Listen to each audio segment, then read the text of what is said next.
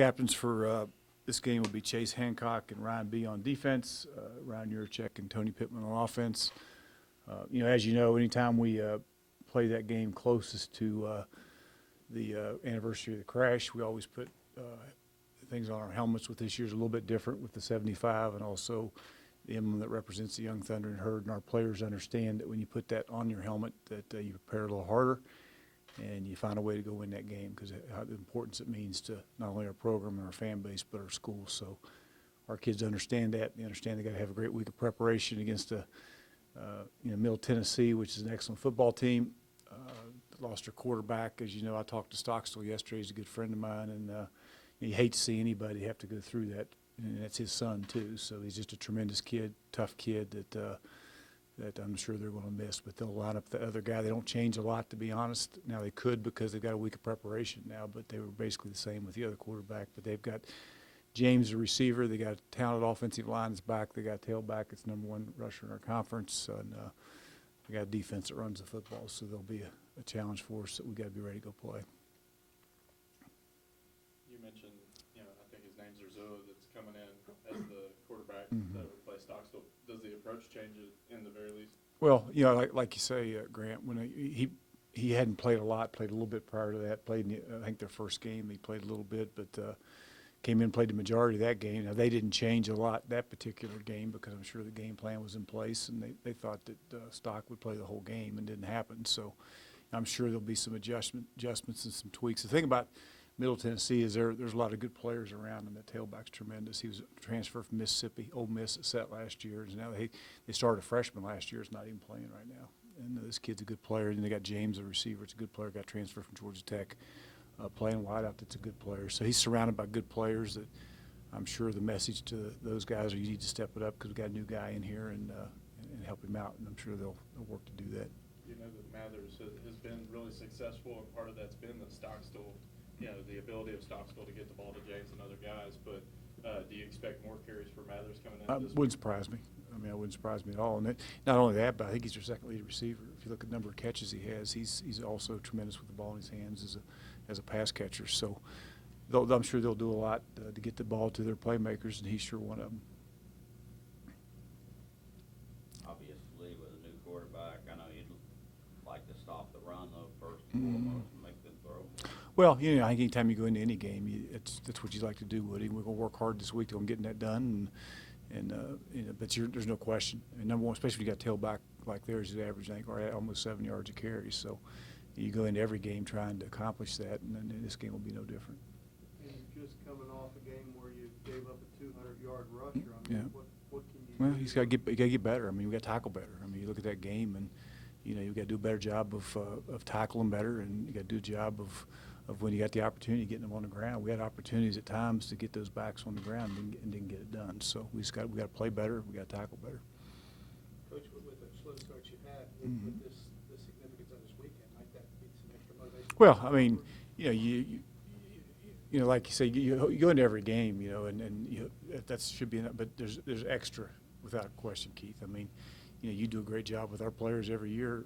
You're the guy that starts it out, and tells the importance of it and what it means. And with all the new guys that come in, you're the first guy they hear from, and that thing is we constantly, coach these guys up on what it means with the history of the school and what this program means to the fan base and the community and everybody involved. And, every game that you guys, we started that Tulsa game, if you remember, we were on the road and played for the first time on the day of the crash. And that's where it started.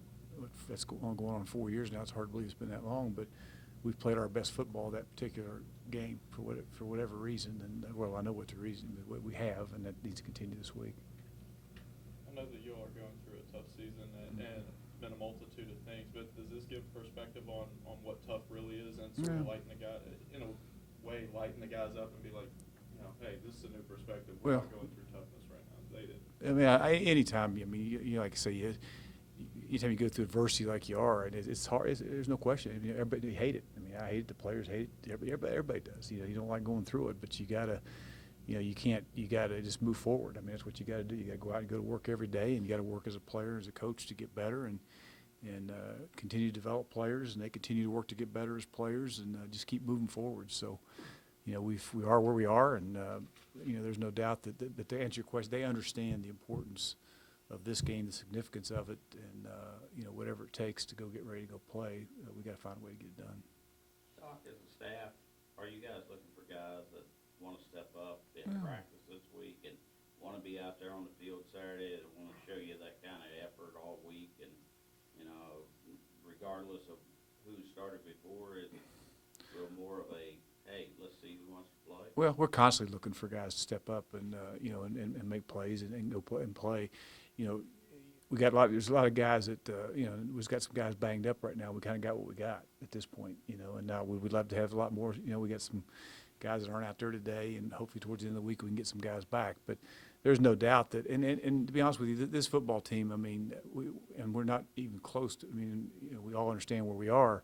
You know, you turn that film on, it's not like it's not an effort thing. I mean, those kids, you come watch practice and they go at it. I mean, they practice well, you know, they practice hard, they practice well.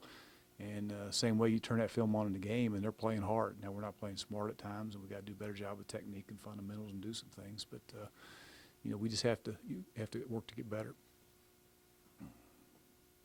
The status of Keon Davis, is he He'll be there. back this week? He'll be there. Yeah, he'll be there. He was there yesterday or Sunday. Mm-hmm. It wasn't disciplinary action? It was. Mm-hmm. I know Clint got a little bit banged up too. Is it just sort of one of those deals with Clint where it's, hey, if you can give us a quarter, then we'll take a quarter from you at this point? You know, He's it's. fought some things. It has. You know, and the problem you get into when you're dealing with what Clint's doing, you just don't get better as a player. You know, if you can't come out and practice, and you know, you just don't get, because it's hard to go out in a game and just go play. I mean, that's not the way this game is, or any game. You know, and so he's struggled, and you feel bad for him. I mean, he's just broken down at this point. You know, and it's been tough. So we'll see if you know, if he can go at all this week. I don't know. He won't go today. It seems like as you watch football, the tackling thing is across the board. It's not just Marshall.